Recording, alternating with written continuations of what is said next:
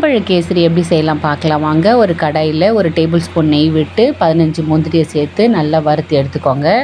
அதே கடாயில் 150 கிராம் ரவையை சேர்த்து நல்லா வறுத்துக்கோங்க.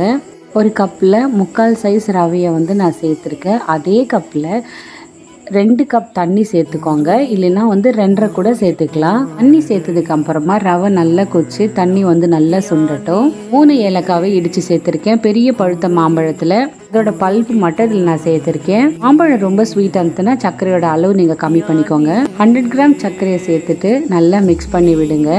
2 டேபிள் ஸ்பூன் நல்லெண்ணெய் சேர்த்துக்கிறேன். நல்லெண்ணெய் சேர்க்கும் போது கேசரியோட டேஸ்ட் ரொம்ப நல்லாயிருக்கும். கேசரியில் ஒரு பிஞ்சு சால்ட் சேர்த்ததுக்கு அப்புறமா நல்லா மிக்ஸ் பண்ணி விடுங்க. வறுத்து வச்சிருக்க முந்திரியும் சேர்த்து உங்ககிட்ட திராட்சை இருந்ததுன்னா நீங்கள் அதை ஆட் பண்ணிக்கோங்க. ட்ரை செரி சேர்த்ததுக்கு அப்புறமா டேபிள் ஸ்பூன் நெய் சேர்த்துட்டு நல்லா மிக்ஸ் பண்ணிவிட்டு கேஸ் ஆஃப் பண்ணிவிடுங்க. மாம்பழ சீசனில் இந்த மாதிரி ரவா கேசரி நீங்கள் செஞ்சு